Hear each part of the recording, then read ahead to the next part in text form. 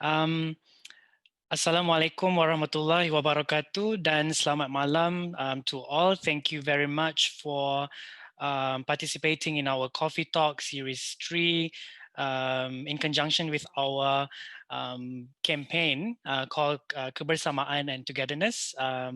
So this Coffee Talk is organized by Komuniti Muslim Univesal. Um, so, uh, so this is a campaign that we want because we're organizing this campaign because we want to diversify a discourse on race and religion. So you can follow us and use hashtag kebersamaan or togetherness to engage with our discussion tonight. So you can also follow us on Facebook, Instagram, and Twitter. We have like a lot of activities that you can engage in. For example, you can submit writings. You can engage in our Twitter story. You can tweet about your personal stories in relation to race and religion, and also like you can tell us what's your experience and what do you think about current issues in relation to race and religion. So before I hand over the session to our moderator tonight, I would like to start with giving my condolences and also like my thoughts and prayers to people who have lost their family members, friends, and so on because of COVID-19. Especially today, we have heard like very sad news that we have hit 4-digit numbers. New cases more than 1,200. I hope that every Malaysian could stay on, be strong and help each other, especially our mental health. Um, and then my second point is that I just want to address for our session tonight. There's a comment that on a representation issue on behalf of the organizer. I would like to sincerely apologize for that. We take it very seriously. Our planned we had a plan to have like equal representation, but because of a technical issue, we couldn't. So for the next set for panel discussion and for the next series of coffee talks, we would have like more equal representations of races, religions, and so on. So we really take that seriously. Thank you for your support. Anyway, so to continue with the discussion tonight, I don't want to delay. I don't want to, make you guys wait. So please, Atira, I hand over the virtual mic to you. Thank you. Thank you, Aizat. Hi, Assalamualaikum. Peace be upon you, everybody. How are you doing tonight? I hope you had a great weekend.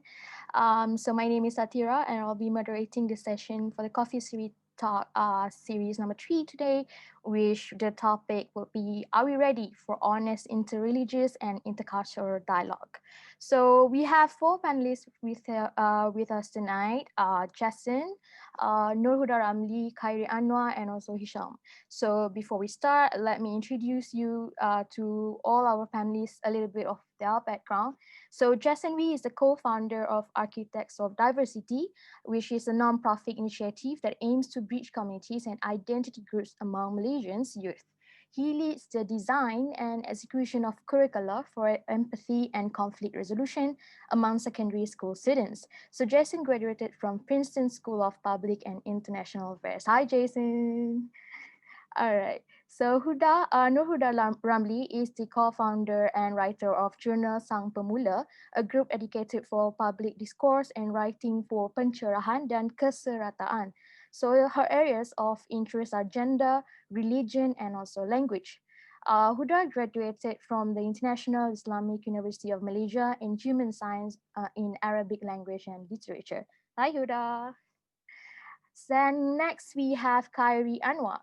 Khairi is a writer and director for the stage and screen based in KL, mainly with his theatre company called Anomalies Production, where his works have traveled to Singapore and Indonesia. So he is an award-winning writer and director for theatre and short films, and he is known for creating contemporary Malaysian socio-realism stories. So Khairi's first feature film in 2020, this year, Mentega Terbang, Mentega Terbang questions about religions and their different versions of the afterlife. And the film was amongst of the 5 finalists for Kuman Pictures Feature Film Challenge 2020. You should check it out. Mentega Terbang. Hi, Khairi. And next up, we have Hisham.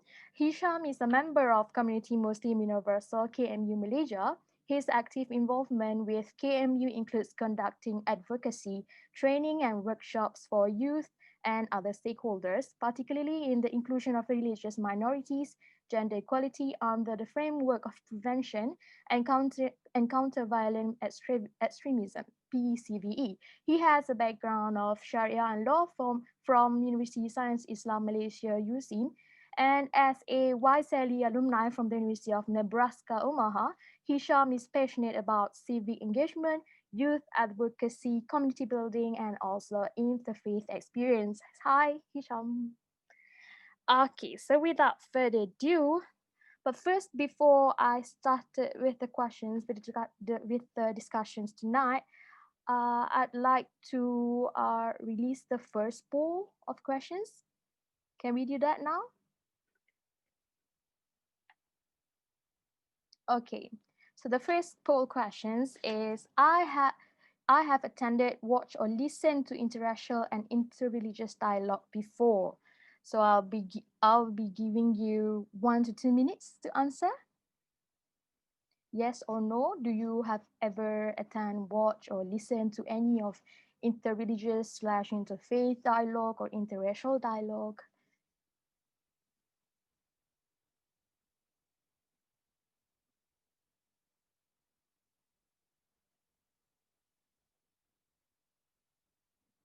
Okay, let's the answers coming in.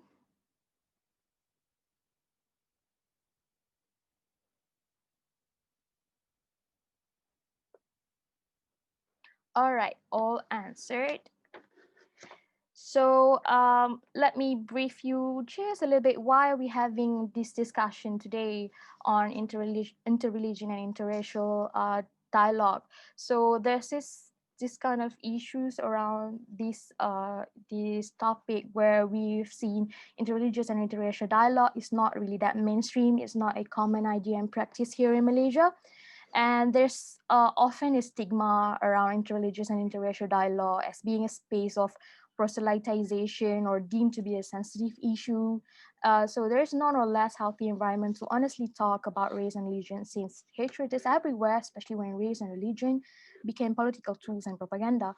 And also interreligious and interracial dialogue so far is seen as not being inclusively low to no representation of religious and racial minorities. So all right, so without further ado, okay, there's answers for the first poll already. So 67% of our audiences say yes, they have attended or watched or listened to interracial and interreligious dialogue before, and 30% said no. So that's a great one. So let's be prepared for the next questions.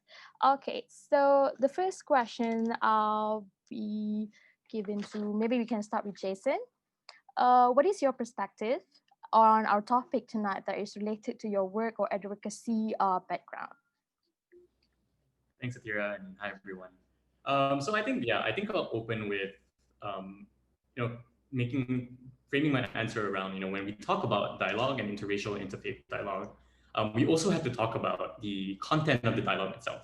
And in our work at Architects of Diversity, we create our content to ensure that dialogues within our participants are productive in the sense that it's addressing the issues that's most pressing.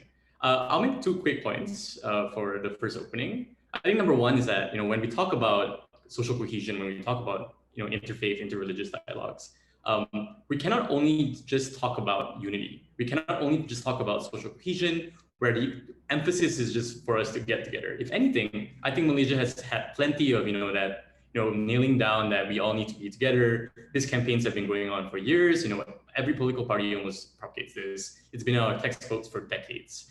But when we come to actually confronting, hard-pressed issues or conflicts, many of us default to this state of agreement, or we want to all get along with each other. And sometimes that's counterproductive. So for example, in our programs in Architects at the University, when we run conflict simulations with secondary school students, and oftentimes when these conflicts arise, when they're forced to negotiate about certain issues, almost the first instinct is to get along with everyone. Don't rock the boat, and that's a huge concern because not only are you not willing or not or scared even to talk about important issues that's everyone has it on their mind, but also you disengage from the conversation and people altogether, and that's really not productive for dialogue in the future. So when we talk about interfaith and interreligious dialogue, we also need to make sure that these conversations cannot and only focus on unity and peace, because that really just defends the status quo as what we know it to be. And the status quo can really be, necessarily harmful for certain communities, especially groups not in power and minority groups, for example. So I think that's the first point I want to make, is that that these dialogues must, first of all, question the power structures that exist in Malaysia today. And I'm not sure if we're getting that yet. The second thing I want to say is that our interracial and interfaith dialogues also need to address the unaddressable right now.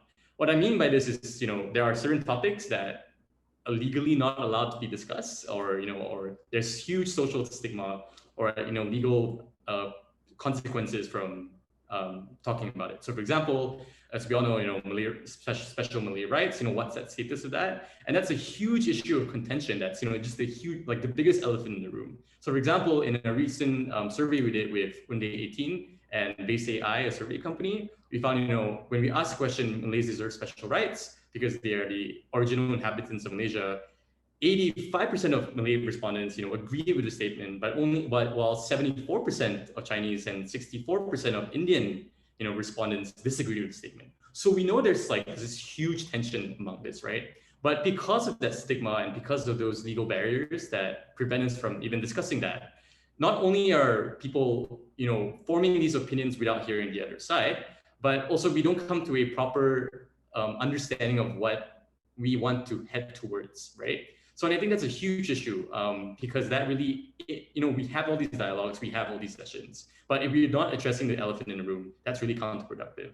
So for example, in the US, this, freedom of speech and this, I guess, willingness to address these pressing issues, constitutional issues. In the US, you see constant debates about, freedom of speech, the First Amendment, as well as the right to bear arms, which is kind of in the Bill of Rights. And they're willing to engage and debate about these things, which I really hope should be something that we incorporate here in Malaysia, because those are things that are on people's minds.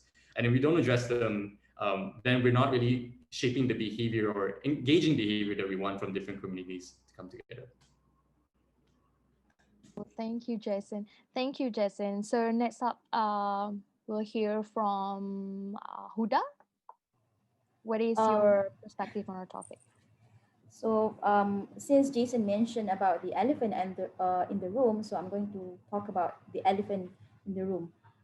So basically, coming from the Muslim community, we have problem to openly talk about intra-religious dialogue, and going to interreligious dialogue. I think that's very, I mean, although many people conducted it, but we can see that the programs are very superficial, is very surface, and some sort of how do I say this, enforcing this kind of view where certain religion is superior against on others. So the thing is that to have a very meaningful dialogue, number one, we need to get people to openly listen to other people, but that in our current environment is really hard to do so. And let's say from coming from a group where we in the spectrum of the minority, which is coming from the progressive Islamic background, the animosity or the hostility towards us is also high. So even though we come up with kind of different opinions, although it is based on the religious text and whatnot, still it is demonized very, very bad. So if let's say we want to openly talk about how do openly talk about accepting differences of other religions and whatnot. This is for me what I'm observing from our religious um, clerics and also religious ulama. They are not very keen to, I mean, address this issue. And I think the problem coming from our Muslim community is that we are always being educated as have been imbued in our mind that we are superior to I mean, we are superior compared to others. So in this for me this is very problematic, because once you believe that you are superior to others, then it is hard for you to accept differences, and then for you to reconcile with differences from other religion and also other opinions that different to you. So the thing is, what I'm seeing is, even though we have uh, attempts to do interreligious dialogues and whatnot, we can still sense, or we can still see there is sense of high sense of arrogance coming from my own our Muslim community themselves to truly listen to what other people want to talk, or to other people from other religious background to talk about their experiences. So that is one thing that I observed from a interreligious dialogue that was held by by an Islamist group, this between Buddhism and also Islam, and they talk about peace. The theme was peace. So it is quite funny, because what I observed is that the Buddhist representative, which was Dalai Lama, talked about his experience with Muslims, but the representative from the Islamist group talked about the what Islam preach about peace and yada yada whatnot, right? So the thing is that there's sense of um, um, they don't want to talk about Muslims' experiences with people from other religious backgrounds. So this is sense of kind of imposing your ideals to others, and they don't question what's wrong with our Muslim community. Why are they so arrogant? Why they lost mercy towards others, right? So I think essentially we need to talk about why all of this lost from our community. So if we really want to have a very meaningful interreligious dialogues, these are the things that we need to address first. So yeah, that's all for me for now. Yeah, thank you, Huda. So next, let's hear from Khairi. Hi, okay. Uh, this topic is tricky for sure. Tapi on my end, and my friends and I have been fighting, not fighting lah. We're not even fighting about it. We raise the issue through the medium that we know best, which is mainly theatre and film, because I've been doing theatre and film for the past 4 or 5 years. Um, I don't know whether I've watched or read this, but I have been holding to this since forever. It goes like this: if we watch uh, Hollywood movies, or if we play like games that has like mainly English language, we will be keen to learn English language. If we watch Korean dramas, Korean TV series, we will eventually want to eat Korean food. If you watch like Indonesian sinetron and then we are keen to watch Indonesian films, we will eventually want to learn about their culture.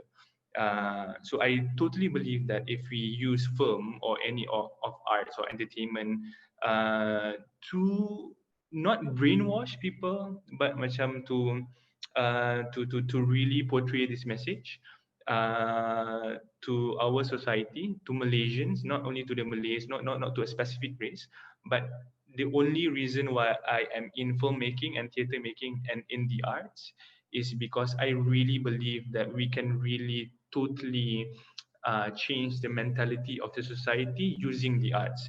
Because because people watch Hollywood movies and they trust and they believe that, and then they make that their thing. If they really like Korean dramas or Korean songs, they makan makanan Korea. So if we really make Malaysian entertainment a thing, not even Malaysian would like and would appreciate our own culture. Like people from outside of Malaysia will appreciate our culture. So that's I would like to open my answer with that. And the other thing of being an artist, another thing. Okay, I don't know whether all of you here are uh, uh, uh, uh, apa? Familiar with this, but in the arts, we really differentiate between artists and celebrities. Celebrities are those who really aim for the followers, really aims for the money, and really aim for the big stuff. But an artist is just someone who wants to create and keep on creating and be better at their creations. So when I speak of an artist, I speak of those who are really into the arts and not for the celebrities. Uh, so as an artist, when we create stuff, I believe that as an artist, painters ke, actors ke, writers ke, directors ke, filmmakers ke, any artist, the reason why, since the beginning of time, the way how revolution works for any nation, any countries, any centuries are through the artists. They are not from the politicians. They are not from anyone else. It's from the poets. It's from those who create films. It's from those who create books, who write books. It's always from these artists, because artists always sees the future. Because politicians, the way their mind works is they have to really reserve what they have been fed for the last 50 years. Politician punya main goal is whatever that have been created 50 years ago, they have to keep that at that thing for the next 100 of years. That what is happening with UMNO, with BN, with PAS and whatsoever. That things that masa merdeka kita dapat, they still want to keep it up until now, which is not true, because laws evolve, people evolve, the way we talk evolve, and if we stay like how the politician thinks they have to do and to keep that conservative, it will be stagnant for the rest of our life. So one of the reason why being artists, I am proud, and my friends, I'm sure they are proud of being an artist, is because they can really foresee the future. Like if you read 1984, it's about predicting the future. A good artist is those who are really think about what's happening now and how it can be better for the future, because actually we are somewhat macam apa those who can see the future and try to pass it that way. So yeah, so in order for us, because again, to talk about interreligion is very tricky, uh, but what I'm trying to say is it has to change. If you ask me now, whether now today at this time Malaysian are ready for this conversation, I don't think so. Even like to have this discussion at the moment, when we speak about interracial and then tak ada satu race, and then everyone like from that race yang tak ada, everyone will macam kenapa tak ada, uh, despite of looking whether kita dah try untuk dapatkan anyone from that race. But again, is Malaysia only like this three race narrative that we have only been fed from the past film and past telemovies? So any telemovies, any series on Astro, it's always Malay, Chinese, Indians, whereas the Sarawakians versus Sabahan. What is this thing? So yeah, so I think at the moment now, if you ask me, we are not ready for this. But that is not the reason why we should stop and not talk about it. We should create it from a like scale. Yeah. Yeah, we should get ready to talk about this. More representation of minorities in Malaysia, right? In the film, in arts and everything. All right, thank you, Khairi. Next up, when can we hear from Hisham? I wish to share my screen, but can the host enable the permission?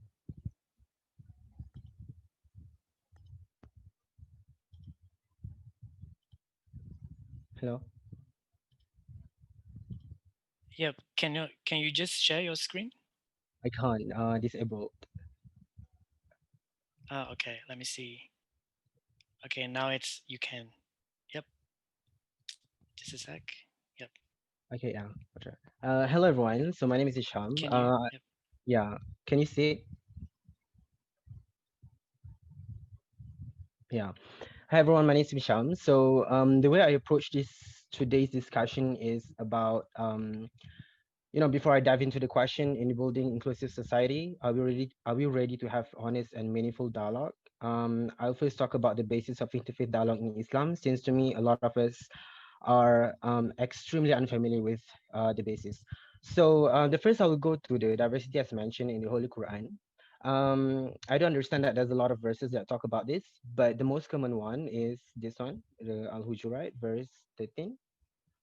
So people, we created you all from a single man and a single woman and made you into races and tribes so that you should get to know one another. So yeah, you can read this one below by yourself. I just want to conclude that based on these two verses, like the world is highly diverse and there is not a single country in the world which is highly homogeneous or without diversity. So, having said that, let's bring to the next basis why it is, common to humanize the others in Islam. In dealing with this, we have to ask ourselves the questions: what does the phrase of humanizing the others means? To me, it is about recognizing differences. It is about understanding that differences, and it is also about respecting that differences. And in one of the ways in which to do so is through having the interracial and intercultural or interfaith dialogue today. So one of the best practice in terms of historical context, let's look at the Medina Charter. The stakeholders were the Muslims, the Christians and Jews, and also the pagans of Arabs during that times. So one of the many significance or key um, importance is that the charter reflects Islam protection of human life and religious minorities. It reiterates that finding resolve in a dispute where peace and pluralism were achieved not through violence but rather respect, tolerance, and peaceful means. So that's in terms of history, right? So in a more modern and approach or modern instrument, there are three things that you could look at in my suggestion. The first in the Marrakesh Declaration. It stipulated the rights and religious minorities. This is as a response towards the atrocities committed by ISIS, Islamophobia around the world, or discrimination, oppressions in a majority Muslim countries against religious minorities. So basically, Marrakesh Declaration, talk about religious freedoms on a general level.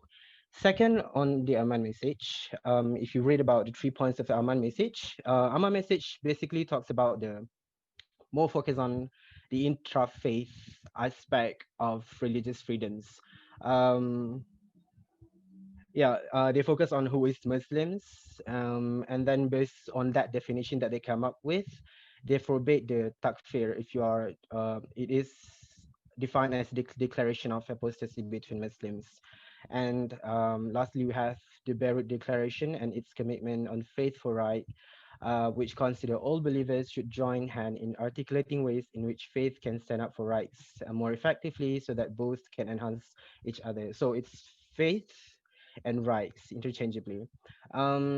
Second, next, in answering the question that I understand from the topic today, is that what I understand from the question of what do you mean by honest religious dialogue is that to me, it's all about honesty and good faith. I guess the way I approach this topic today is more technical in comparison to the rest of the panelists, some of which are to be found in the slides. So let's go through it one by one, I guess. The first is to enter into dialogue so you can learn and grow, not to change the other. Second, honesty and sincerity.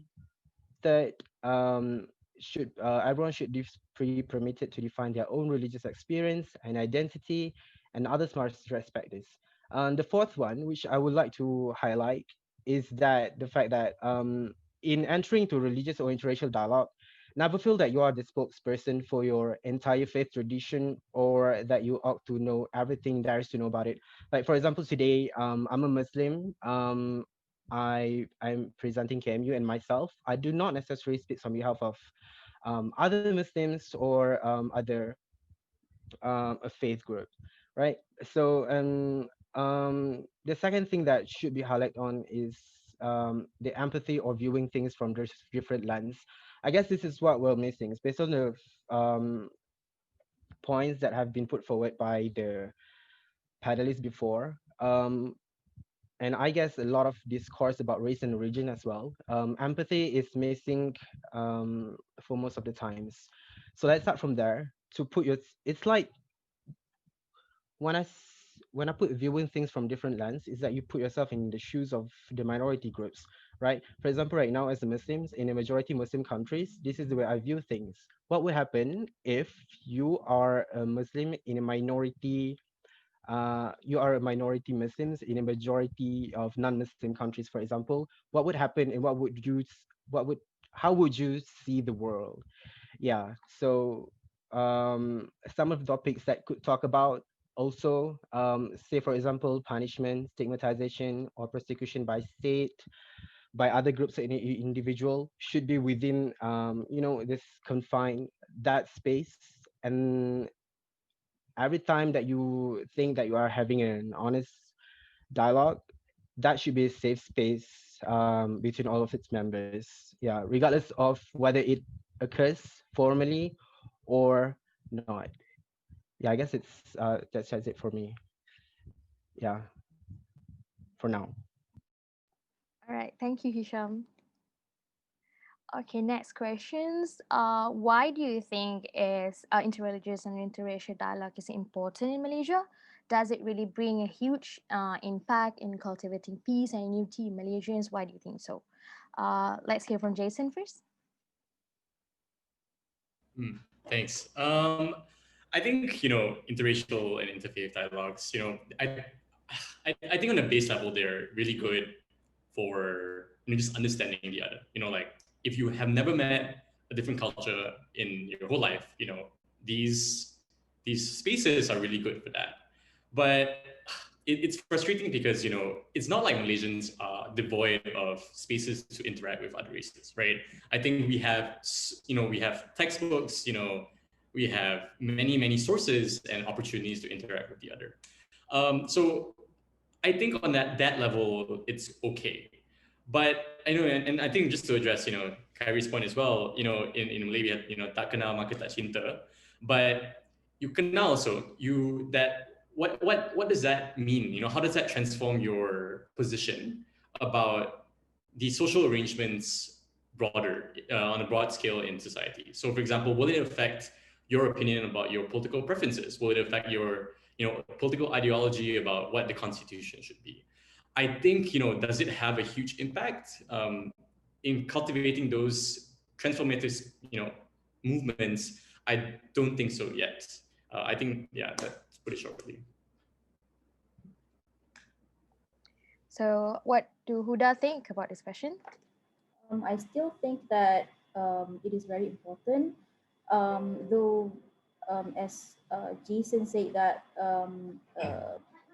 it only, you know, um, solve certain level of problem, but I mean, to the advanced level, it cannot. Yes, I do agree with that because our problem with regard to races and also between other religions, I mean, between all the religions in Malaysia, right? Is we have to admit that it is a systemic problem. It is not just merely about differences um, among the society's members. So, but I do still think that we really need to have more dialogues and to do the kind of dialogues and make it more and do it in a how interreligious dialogue supposed to be or intercultural dialogue supposed to be, not the superficial that we are having currently. So we need to talk about tough things. We need to talk about hard experience that all the members who are participating experiencing. So these are the things that people need to listen to. The problem is that the interreligious dialogues that we are having today, especially conducted by the Muslims leaders, for example, it is something very superficial, because they talk about nice things per se, but they don't talk about the problems, the experiences that Muslims and also members of from other religious communities are facing. So these are the things that we need to talk about. So and then I mean until we have these kind of dialogues more and more, and then we can go to another level, which is addressing all the systemic problem that we're having currently. I think because every level of problems that we have, there must be steps that we need to do to solve it. So yeah, this is one of the important steps that we should do. Yeah, great. True. So based on what you Huda just talked now, I like to share my experiences as well with interfaith or interreligious dialogue. My first experience with it is that it happened in my university, and it is held by the Islam punya pertubuhan, the students Islam punya pertubuhan, and there's only one ustaz, and he talk about the other religions. So it's so macam why. So I was so not interested and just get out of the hall. But it's so sad to see that I mean there's sense of superiority there, where you feel like you have the right to talk about other religions, right? So yeah, so let's hear from Khairi. Why do you think interreligious and interracial dialogue is important in Malaysia? Uh, it's important because we are a multiracial and multi-religion nation country. So I think so that's the first thing. My only it's not issue. My only concern with if we have this kind of dialogues is that, for example, like this dialogue that we have today, only those people who are interested and only those people who are like-minded with us will register and maybe watch on Facebook. Maybe adalah a few of them, maybe one or two people who's not like-minded like us will come and watch. But more often that they won't watch because they are not interested in this kind of dialogues. So my struggle, or like our struggle now, is how to get this kind of dialogues to those who are not interested, so that they can also have a think about it. Whether or not they agree or disagree with this is totally different questions. Because if they disagree with us, how do we react to it? Because at the moment, if I raise this kind of question to my friends or those who watch my films or my theater shows, most of them are also those who wants to listen to this and wants to open this kind of conversation. But whenever I get someone in the audience member who is not in the same mindset like me, who's not as they don't think inter-religion or interracial thing is a doable thing in Malaysia. So that is where the actual conversation happens, and that is where we can actually see whether we are capable enough to portray our thoughts to him, and whether we are capable enough to listen to him or her.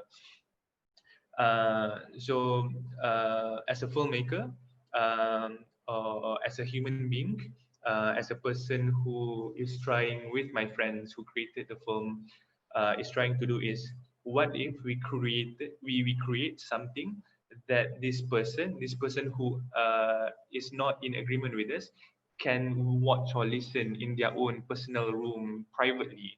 Because this thing that they are doing today, if you do it like in a cafe, we will have like maybe 80% of audience who are in agreement with us with the topic that we are talking about today. But kalau ada orang yang tak agree with us, they might be shy, or they might be macam being like they will put on their defensive shield. Macam, okay, I don't like this. How do I say that I don't like this to them?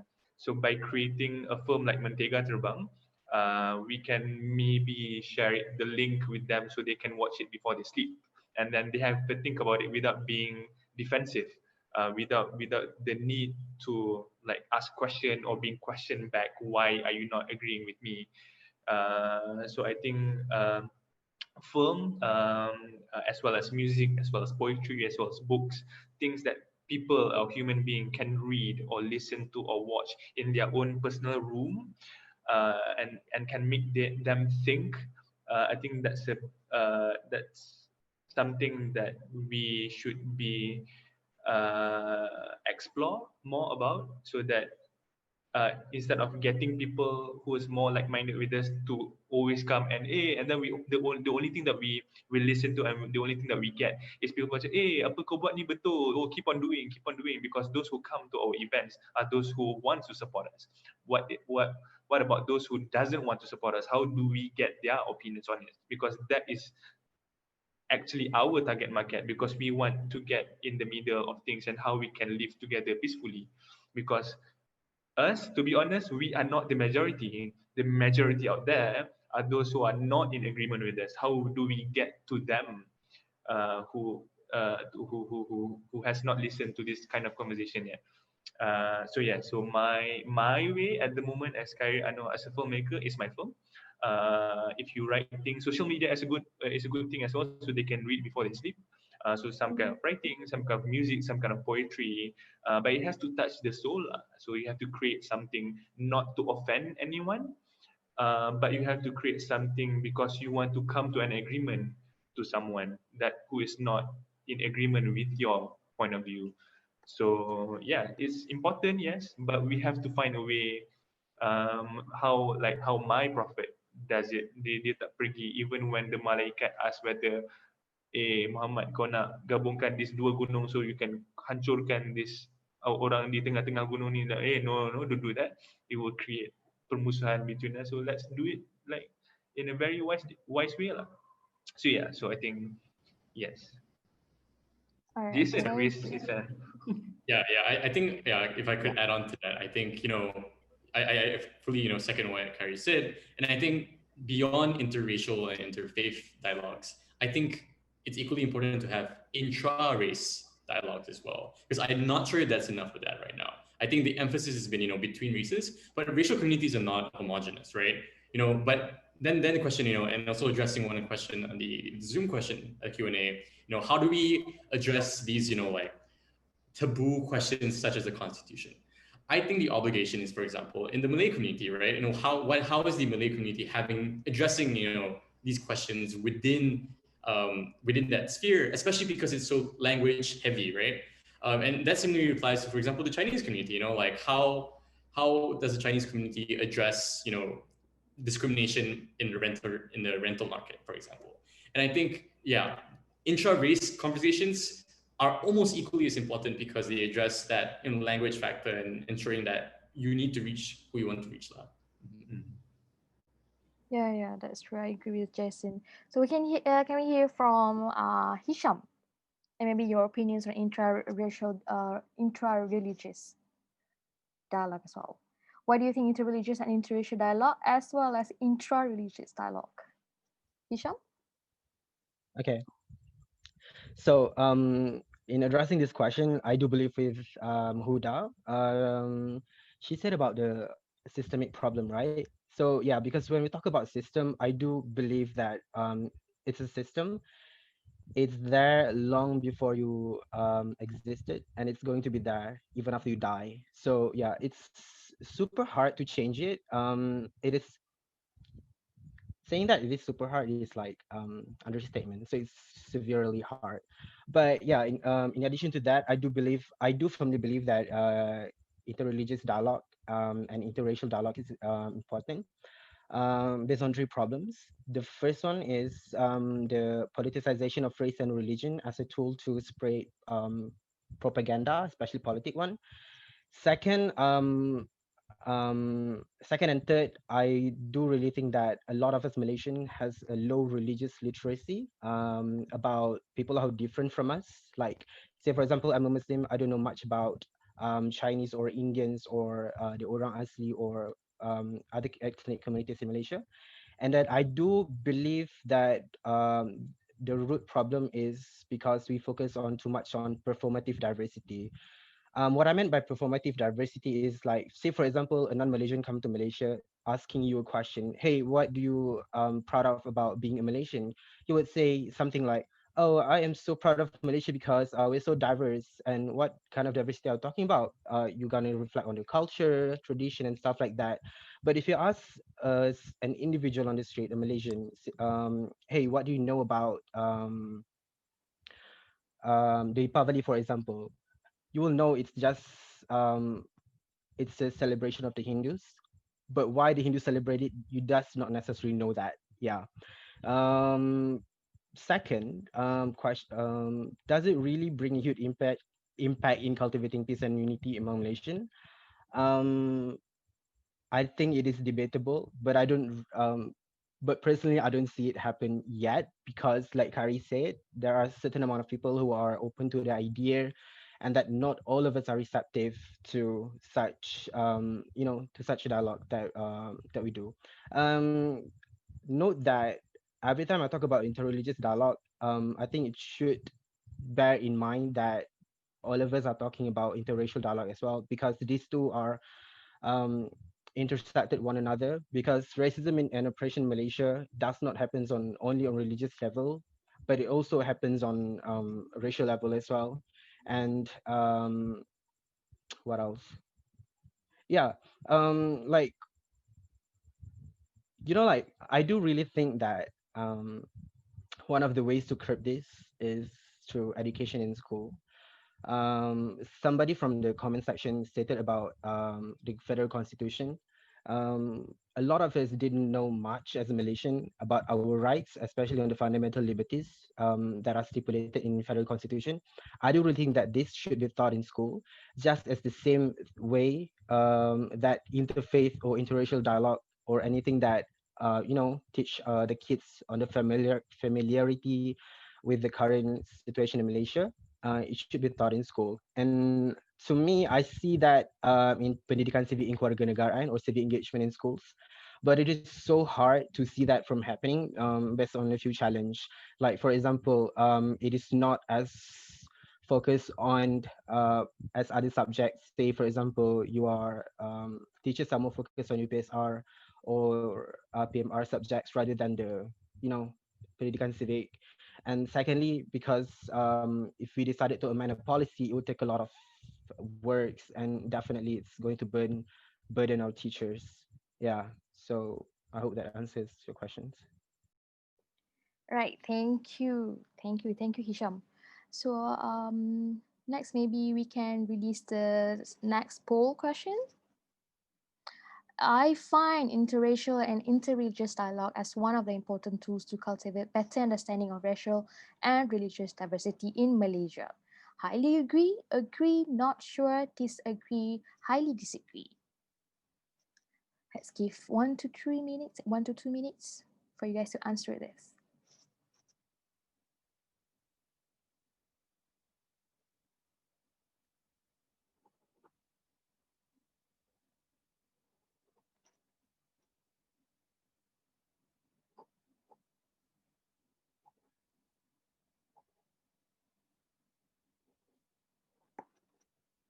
Okay, we have the answers. So 50% of you guys said you highly agree that interracial and interreligious dialogue is as one of the important tools to cultivate better understanding of racial and religious diversity in Malaysia, and 7% highly disagree.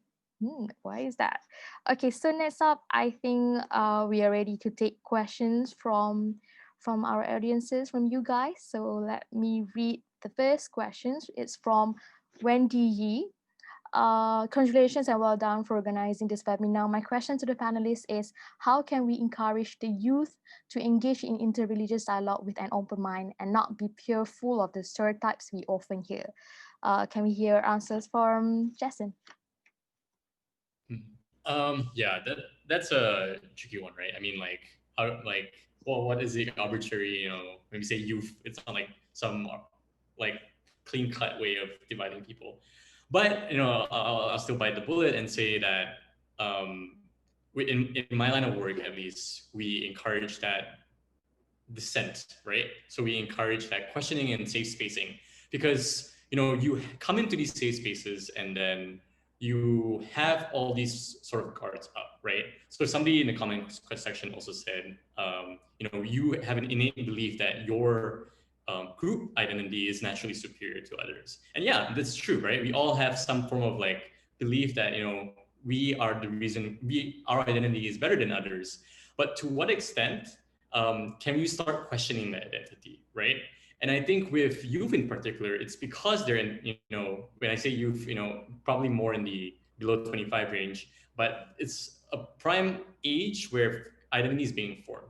And I think at that particular juncture in time or in, you know, somebody's lifespan, that's when this moment is most opportune to hit that mark and to make sure that you have all these considerations being fed to them at least. When I say being fed, I mean, you know, that parents don't also, you know, streamline their own kids into believing one way or another. And I think most critically, it's that, you know, reflexivity to think and question the water around us. Yeah. Yeah, thank you. Does any one of you want to answer these questions as well? How can we encourage the youth to engage in interreligious dialogue with an open mind and not be fearful of the stereotypes they often hear? I want to add up Khairi. to Jason. I think it's a bit tricky because when we say how do we encourage youth to talk about this, is whether we want to tell the youth to engage this, or it has to be like from our side. So now I imagine youth as someone's like secondary and primary school. So whether it's from us to create something from them, to have a medium for them to have that dialogue, or they have to initiate that themselves. Because if we, the adults, have to create the medium, the platform for them to have that conversation, the simple answer is create competition, macam short form competition that talks about interracial, ataupun like painting or writing competition to talk about that. It's basic, and it probably does nothing, but at least the youth will start researching and doing something about it. But that is still an adult initiative things.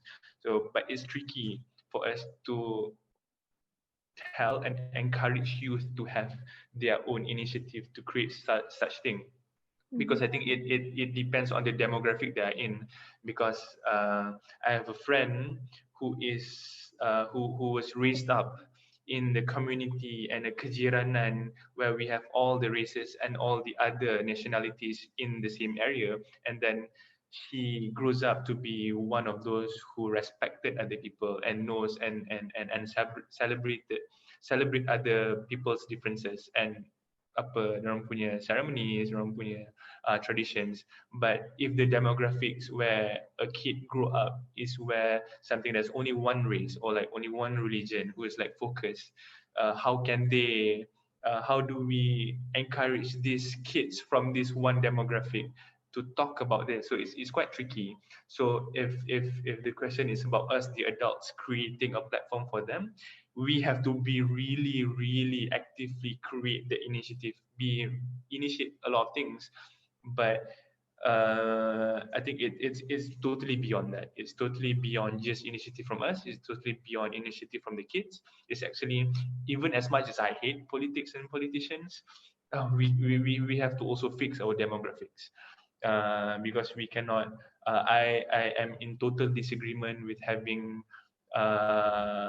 vernacular schools, because why do we need that? So that's me in as an individual. I think if we masukkan everyone in the same school yang tak ada vernacular schools, I think that will be great. So Malay students should learn English, BM, Mandarin and Tamil, because we have them. We should learn them from sekolah kebangsaan. And I'm in total disagreement with why we have university macam UiTM or like local universities. We should not have that quota system. So I did that. I did a play last year about a Chinese opening up UiTM to other races. So that's me as a person. So I'm not talking about my friends who joins the whole thing, but as the writer for that. I think that question is totally broad. It is something that we need to think about in depth, not just the layer of it. Great. was talking about getting interreligious and interracial dialogue into the system in the education system.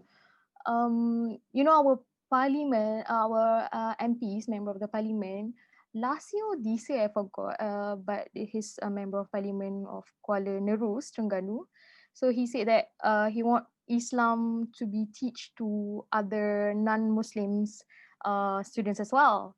But then he received backlash lah kan, sebab what about like Muslim also need to learn about other religions in the school. So what do you guys think about that? Maybe Huda, what do you think about it? Okay, can I add before Huda cakap? Yeah, So sila. I feel, I don't know where I feel enriched about that topic. Sebab kalau kita, if we want Muslim to learn about other, like non-Muslim to learn about Islam, we have to be open about Muslim learning about other religion as well. Because why are we so afraid that our kids, Muslim kids, learn about other religion? If we are really, really confident that Islam is the one true religion, don't be afraid. Just let them learn about any other religion.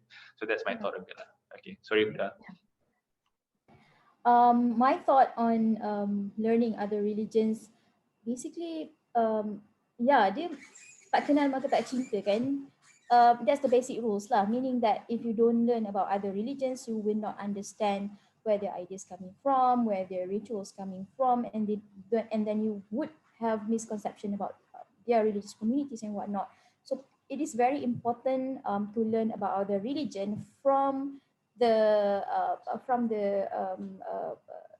what do you call this, from the clerics or the leaders of that community, rather than we learn that from our own ustaz or our own agamawan about their religion. So it's problematic lah kalau macam Atira cakap, you said that the interreligious dialogue was hosted by one ustaz and talking about other religions. That's very problematic because because it wasn't supposed to be done in that way. One thing that people have misconception about learning about other religions is that they believe that when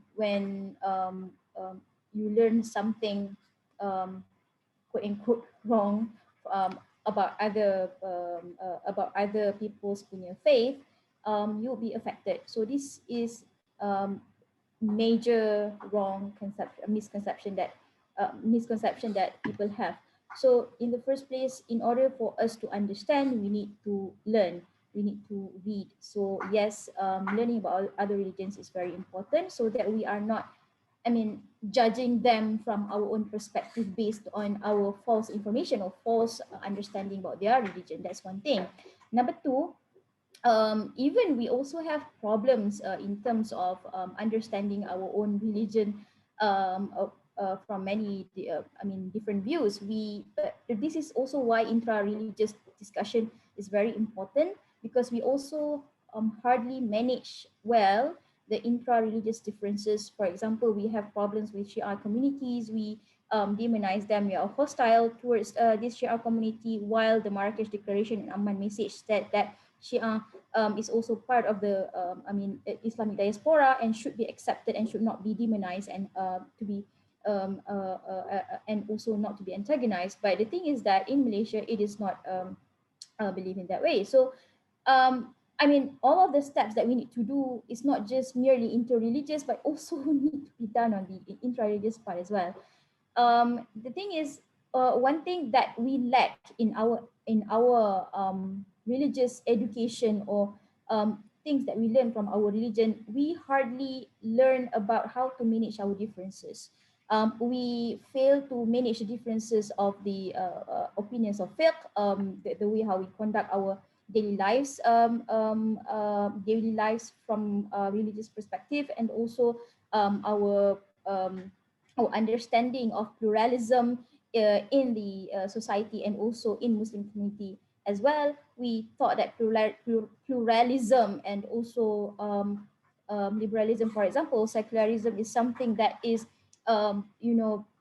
something that is going to affect our akidah, or that will ruin our Islamic belief. So these are the things that we need to from my perspective, or from my work that I do, I believe that we need to educate people more. So that is true literacy. And as much as what Khairi has done, he is doing the literacy work using the art from arts, from using arts, and also Jason also using his own field to spread the literacy. And that's also include, I mean, writings is also part of that as well. So um, we need to understand that actually why people are having hard times to accept other people's rights is because they do not know more. So we need to make them know better. So we need to spread the information as much as possible. So yeah, that's for me. Ya, Naim cakap betul. Masalah dari muzik ialah kita nak kenal atau belajar semua agama melalui Ustaz Islam. Kenapa tak belajar dari orang yang menganut agama tu atau ketua dia terus, kan? So, wow, we have a lot of questions coming. So, I'll just open the questions to the floor lah. Siapa nak just raise up and... Yeah, next up we have questions from... Oh, that's a lot. Nuruddin Aslam Ghazali. Okay, spicy sikit question ni. What are folks' opinion on the emergency of a relatively new political party, Muda, which claims to champion inclusivity?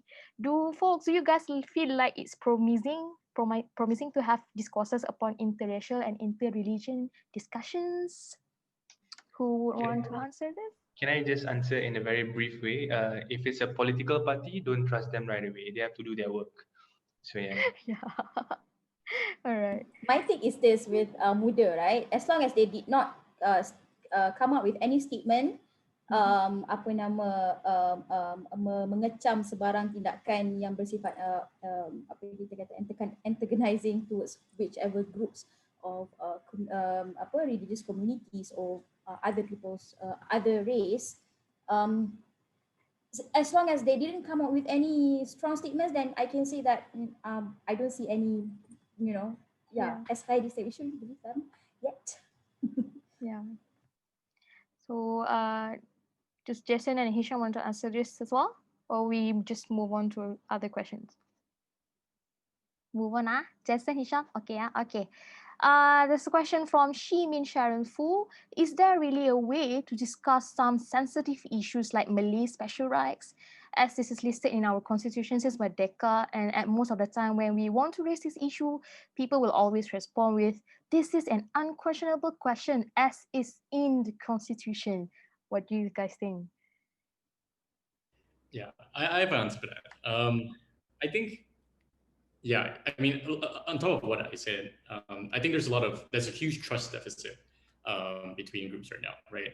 I mean, even, I'm sorry, Khairi, but, just saying that, I think reflexively, starting saying about, your stance about vernacular schools, for example, any Chinese member who probably went to a vernacular school probably disengaged from that discussion altogether. There's such a huge trust deficit, between communities that first bridge needs to be kind of built.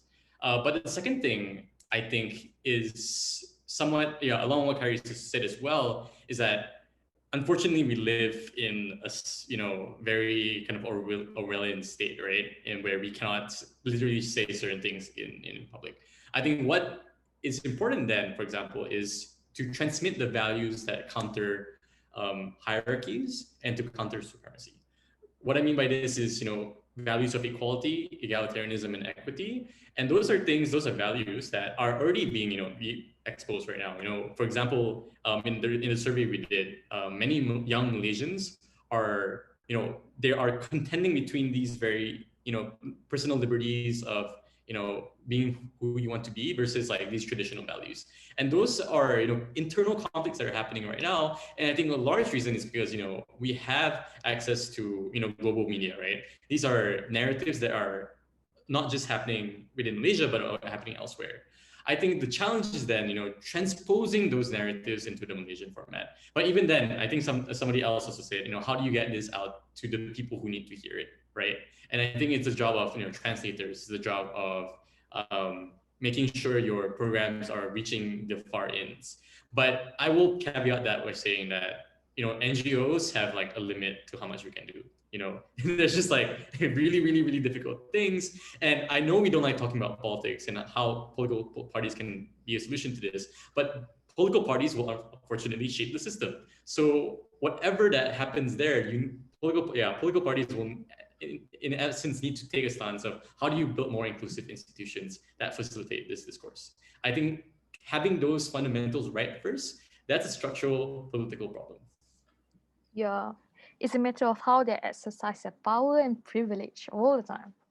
Yeah, so there's a comment from Wendy Yi. In the Constitution, it not mentions special rights. Article 153 says it's special privilege, just a difference. But many people don't understand, unfortunately, and misuse it. Khairi is absolutely right. Okay, so there's a comment as well from Marina Diamond. If I'm a Christian, of course I think Christianity is superior. And if I'm a Muslim, of course I feel Islam is superior. It's our innate bias to our beliefs. I don't get what's the issue about favoring one's belief over others. Do you guys have any thoughts on this? I would answer that. The thing is, what I meant by superiority, right? It actually accompanied with arrogance. You know, when you have this arrogance that you are better than other people, then you would definitely do not want to listen to them. You do not want to listen to the experiences, and I have seen that in front of my eyes when in this inter-religious program, even though it was not inter-religious dialogue, but it involves inter-religious sessions. So those come from the religious authority. After their session finished, they just walk away from that program, not listening to other panelists or other speakers from other religious communities and their sessions. So these are the things.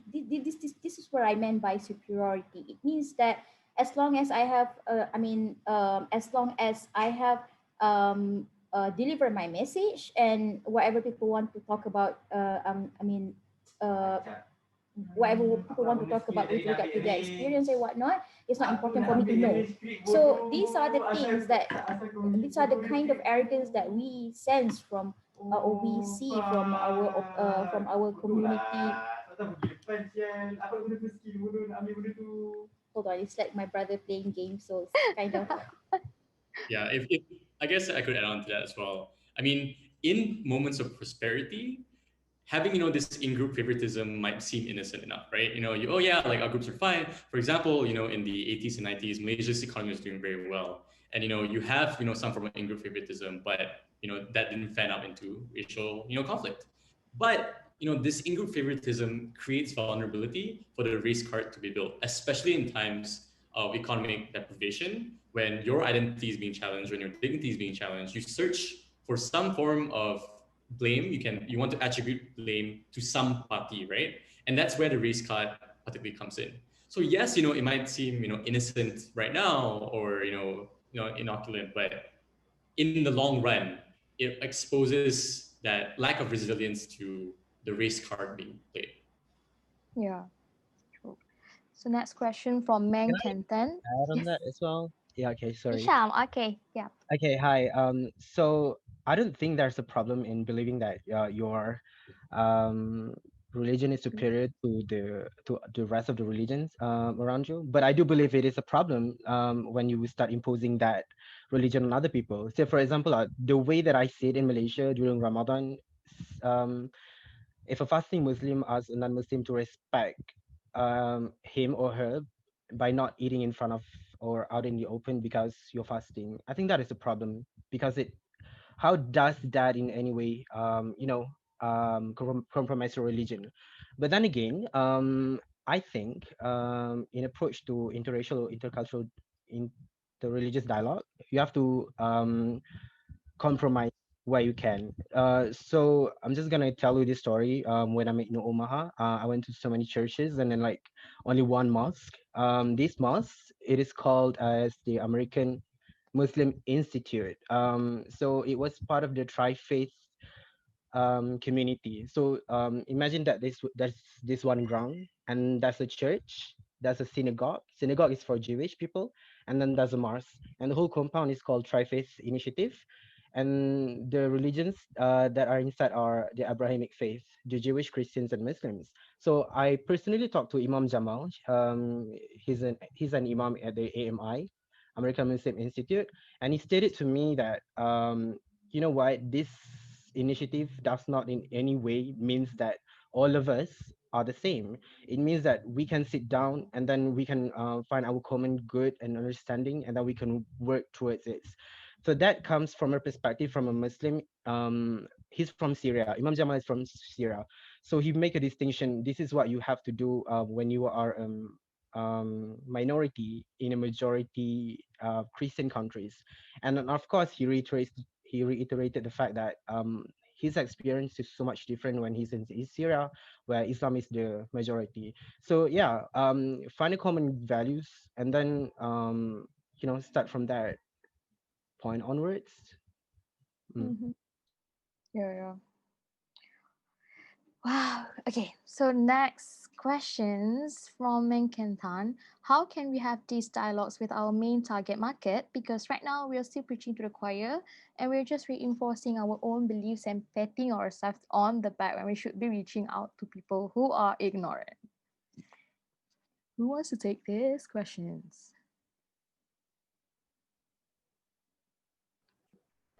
I think the way I have been doing it is by triggering something out of the mass. For example, like Mentega Terbang, the film that I wrote and directed and did with a few friends. We in Mentega Terbang is a 1 hour 45 minutes film, but in the 1 minute teaser, we we tease, and then our target market for the teaser is the Malay mass community. So in the teaser, where you guys who's watching and the panelists can go and watch later and at Anomalous Productions, YouTube, Twitter, Instagram, Facebook, and whatsoever. In the teaser, in the 1 minute teaser, we we open the whole teaser with Aisha, a 15-year-old Malay Muslim girl reading a Bible. And then in the 15-second onwards, Aisha is petting a dog. And then there's a conversation between Aisha and another character. And then suddenly, when they are walking at brickfields, there's a church there. But the way we compose the whole film is Aisha is walking at a pathway, but then the cross of the church is on top of her head. So this is our way, like my way and my team's way, to actually trigger. It's not we don't want to trigger hate comments or like haters for our film. We just want them from this 1 minute teaser to come and watch the whole film. So maybe that's a bit radical in a way. Some of the people and even some of my friends think that is a bit dangerous to do.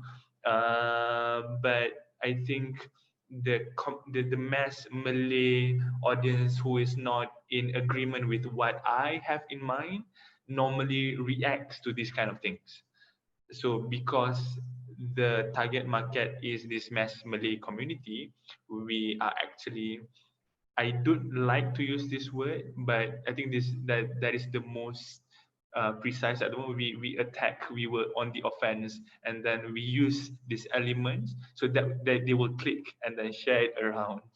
So that in hope when they can actually watch the screening, they can actually come and watch. Where in the film, we didn't make the main character converted or whatsoever. We just it's a whole different story which I cannot tell you, of course, because you guys need to watch the whole films. But yes, that's our way of doing it. Yeah. Okay, thank you. Wow, many questions. Okay, from RS Azira Sulaiman, what do you think about de-ethnicization of political party could help us to lessen this problem? What do you think? I can take that one. I think this addresses, this question addresses this, notion of like bangsa Malaysia, kita tak lihat kaum, like in the academic sense of things, we call this colorblind. But this colorblind approach, it's, I think for me especially, it's very problematic. In the academic literature, color blindness is one of the ways that majority groups or groups in power use to ignore differences between groups. So to ignore, group-specific injustices or structural differences. So do I agree with the de-ethnicization in the sense that, like we have less, race-based political parties, and kind of yes, but I do think that political parties cannot just go, the typical like, oh, kita bangsa Indonesia, we are all united in the same way, but not address those systemic differences. Because, for example, a lot of Malay institutions through NEP are still, not as efficient as it could be, and there are a lot of, I could say a plethora of discrimination, systemic discrimination towards non-Malay communities. Then, so how are these political parties going to address that? If you kind of say de-ethnicization, then it's a bit problematic, I would say. Yeah, fair. All right. So the next question is from Afra Alatas. Do you think formal interracial or interfaith dialogue suffers from being elitist in nature? How do you suggest we overcome what appears to some as the academic language of dialogue, and how can we involve Malaysians in the grassroots outside of the urban bubble? Anyone want to take up on these questions? Yeah, can I take it? I think there's like, wait, I do really think that localization is super important in everything that you did, and I do agree that a lot of such discourse only reach out to the elitists or bangsa bubble, if you like to call it that. Um, and by localization, I do really mean that we have to get out more and use the Bahasa Melayu. Um, or the local language. If you are trying to reach out for Indians, then use Tamil. And if you decided to reach out for Chinese, then go and use Mandarin or Cantonese, I think. But I do really like to share some best practices, what you did on the ground. What I'm sharing with you right now is, am I sharing this right? Yes. Okay. So this is basically what we did in our advocacy works. So the first is inter and intrafaith dialogues. This is during IIDY, recognizing the importance of interfaith and intrafaith dialogues. So on the second day of the program, we did community visit to number one, Lutheran Church in Bangsa. Second, during the wait, where is it? Muhammadiyah community in Gombak. So as part of we do really think that you know some of the thing that you can do to reach out this community is that to go there and you bring people and then you talk to them directly about it. I bet a lot of people who are not familiar with such dialogue is because they are unfamiliar with it. So just deconstruct that and then yeah, go for it. Second, what we did was conflict resolution. This is merely like role play. We did it earlier this year during focus group discussion on the project of Rahmatan lil Alamin. We provide like a simulation case between Shia and Sunni in the gated community. Basically, our participants are involved in the dialogue, negotiations, and common values. And thirdly, storytelling. Storytelling basically, what we did was in every workshop that we did, we'll incorporate like one slot for storytelling about individual experiences. And philosophically, this works in the advantage of humanizing the others using emotions such as sad, anger, hardship. These are true stories of the people of the minorities. So yeah, and empowering them to speak up as well. So I think we should start from that. Yeah, in everything, I think it speaks to a lot of us from the NGO and Bangsa Bubble as well. Go out there and don't necessarily reach out to your own bubble, but yeah, reach out to the people who really need it. Yeah. I would like to add as well. Yes, I agree with Hisham saying that we should write more in Malay. The thing is, yes, this kind of content usually would be conducted in English. So the thing is, if you want people to understand, if you want our people to understand better, then we need to speak their language. So this is what we are trying to do with our groups, that we try to write more in Malay, content on progressive Islam, on humanity discourse, and also actually to to enforce better understanding of other people's, and also to accept differences in the society. So the thing is, like, content of progressive content in Malay is very scarce. So we need more people to write more on that in Malay language, and also with other language as well. I would say the same thing too. If we want our our own people come from our own groups to understand other people better, then yeah, we need to use their language rather than using the language that we are used to, which is, I mean, used to discuss about this, which is the English usually, right? So yeah, that's it. Can I add like a few things? Yes. How do we reach to, sebab whether it's elitist or not, this kind of conversation? I think it's also our responsibility, again, sebab orang yang, those who are not interested in this kind of conversation because they have quite a fixed mindset. So how do we go to them? So again, not to be biased, but arts can go to a lot of places. Again, the films, because tapi what do we need to understand is Malaysia. People compare UK, England, and the US because UK is a literature culture, and US is it a television culture, because apa, UK adalah budaya membaca, US adalah budaya menonton. It's the same as Malaysia and Indonesia. Indonesia is budaya membaca and Malaysia adalah budaya menonton. Because I think a lot of Malaysian watches more videos or films or TV series instead of reading things compared to Indonesian, where they read a lot more books. That's why if you want to spread ideas in Indonesia by writing books, because they are very, very proud of their books. But Malaysia, again, not to come down to that level. It's never coming back. It's about to localize the context, because now the way we converse is about to make sure that everyone have the same vocabulary as us, so we can understand each other. But how do we actually tell this to our local community is by making the arts that is related to them lah. So one of the way is because again, Malaysia adalah budaya menonton, kita kena banyakkan buat atau create something that they can watch over Facebook, Twitter, Instagram, TikTok or whatsoever.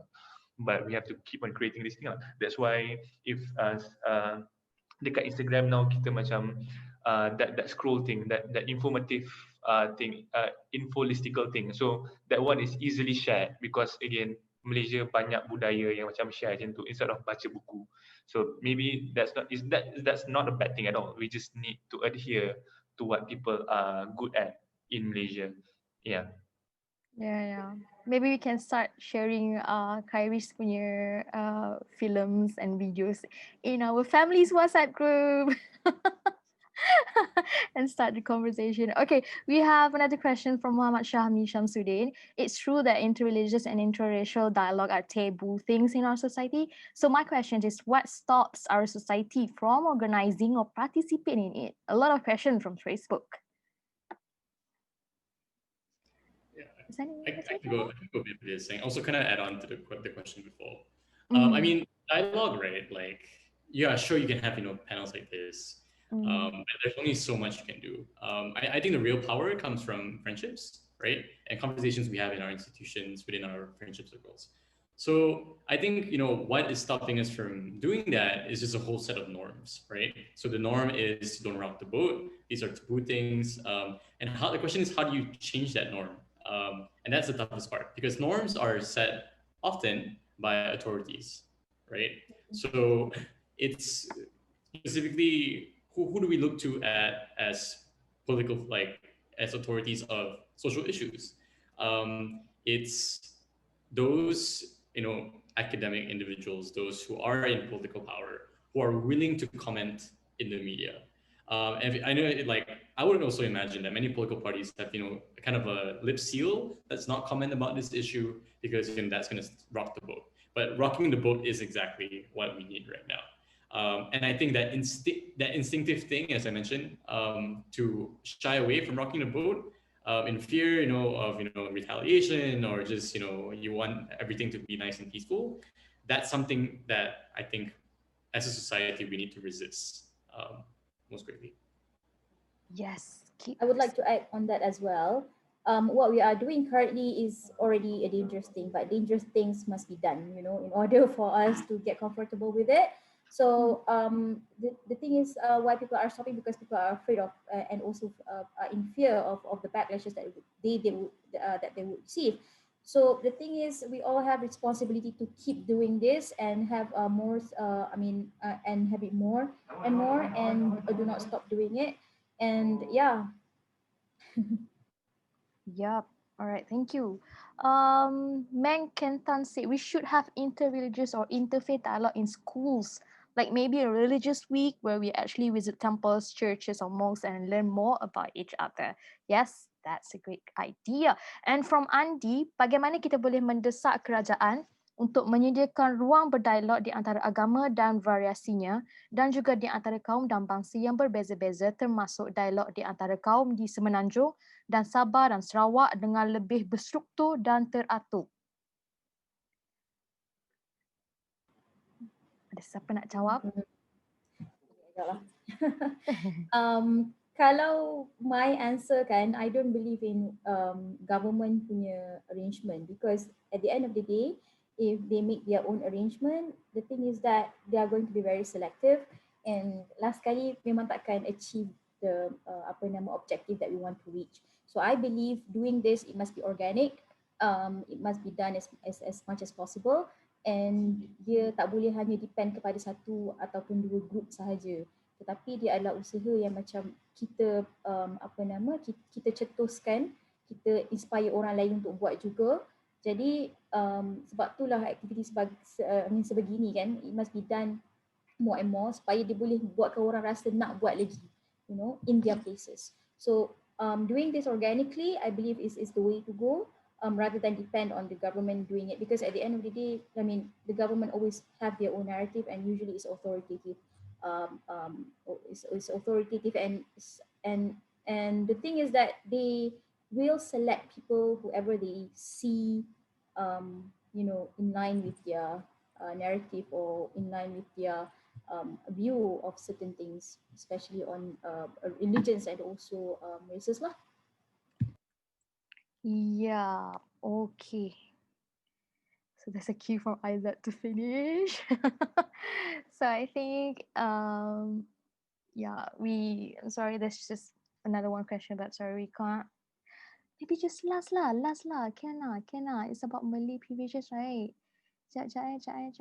Okay. From Arya Azira Sulaiman, because of the Malay privileges, the other races seem to be less attached to Malaysia. Anak tiri always feeling left behind. What do you think? Anak tiri? Anyone want to take up the question? Kalau tak nak, tak apa, kita boleh wrap up. You know, as a token minority in the room, I can Yeah. take this. No. But I mean, I literally have, you know, Malaysian tattooed on me. So I can't say that I myself feel less attached to Malaysia. But you know, many people do, and that's, I think, as you know, non-Malays, that's a very justified sentiment. If I can say so. What do I think about this? You know, that's quite like broad. It's a reconstructive process that unfortunately needs both sides. I think there's a huge narrative on the left that it's an obligation of, you know, the majority group, which I can agree with. But that's not to say that pushing the obligation, you know, expecting everyone to understand almost immediately, you know, why you would, I don't know, take down structures that are not, you know, favorable for non-Malays, expecting them to immediately jump from, you know, one end of the spectrum to the other, that's probably not productive, right? It's laborious, it's emotionally costing, but that's something that, you know, it's a process of social change and democracy that unfortunately will not be solved overnight. So yeah, sure, some of us might feel like anak tiris for, you know, right now, it might be going on for, you know, the next, I don't know how many decades, like you know, the Black American community are still feeling that way, even though hundreds of years have passed in the US. So this is a, you know, historical struggle that, you know, will probably go on for a few generations to come. Yeah. Whoever out there, you are not anak tiri, you are anak Malaysia. Yeah, can I add to that? Yep. Um, I do really think that I agree with this because growing up, I've been receiving like my circle are very Malay Muslim since I was like 5, especially in religious school. So I recommend that you read this book about entitled Moderates and Extremists in Malaysia. It is by Kwa Kia Song. I think Kwa Kia Sung, I think. He's an ED at Suaram. One of the essays that he talked about in this book is about the approach about affirmative action, which is the special Malay rights, on the basis of class as opposed to race. I really love the idea because I think dia kupas pasal socio-economic challenges and why they need to have affirmative action based on classes as opposed to race. Yeah, so I'm so sorry that you felt that way. um, Hoping for better change in Malaysia. Yeah, Yeah, hopeful. hopefully. All right, so it's already past 10 p.m. and we are about to conclude our discussions for tonight. So maybe all of you guys wanted to mention a few more last words. So we'll start with Jason. Right. I think, yeah, last words. I think, as we are, I don't know, are we in Darurat right now? And COVID circumstances are really tough, and you have, political turmoils here and there. I would say that Malaysia is not alone in this struggle of, bridging the divides between identity groups, right? This is a global phenomenon that we're kind of addressing. Sure, Malaysia's case might be perhaps a bit more unique because, we're extremely multidimensional. It's not just race, it's income, it's language, it's all these different things, right? But I think that I know anyone who's listening to this that there is some form of global solidarity, that we are in a pivotal moment in history, and I guess feeling lost, navigating these changing dynamics is kind of normal. Mm-hmm. Thank you, Jason. So next, Huda. My conclusion of my last words are that doing this is uncomfortable. Even talking in this session as well. I mean, we cannot. I mean, even we couldn't. I mean, cover a lot of things because there are so many things to talk about, and we know that all of these things are very uncomfortable to talk uh, about. So, but yeah, we have still keep doing it, and Yep. we are not alone in this, right? Yes. Okay, Khairi. Uh, Last I'm words.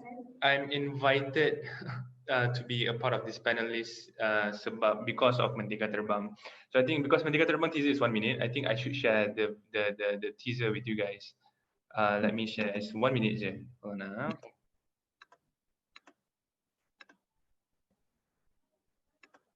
Can you guys see? Yep. All right. Ayo.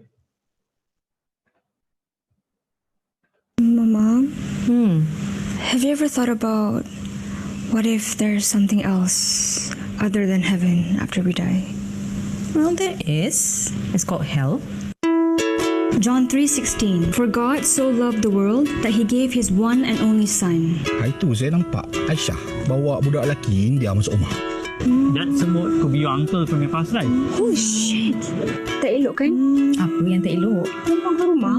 Kita kan kena duduk rumah, jaga anak, masak. Sometimes I wish I have like a magic hand and demand for the cancer to disappear.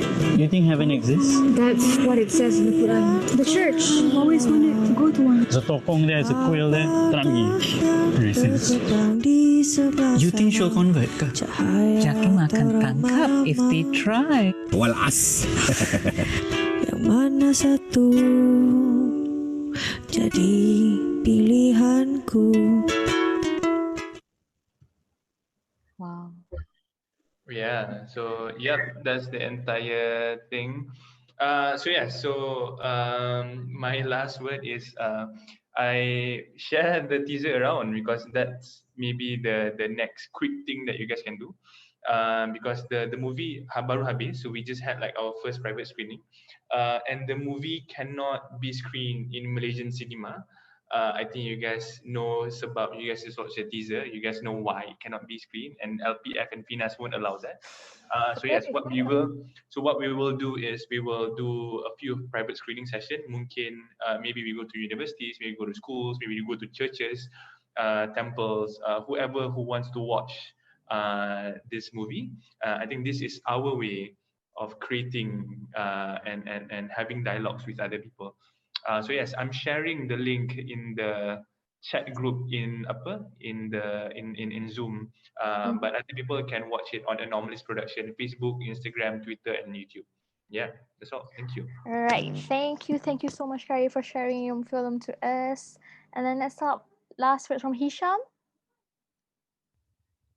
Okay, two last words. The first is I would like to correct myself because I said Muhammadiyah earlier. It was Ahmadiyah. Second is I do really think that the challenges are our current challenges, that since we are talking so much tonight, but it's not all there is to it. Let's start by deconstructing our bias or any stigma that we had on interracial or interreligious dialogue.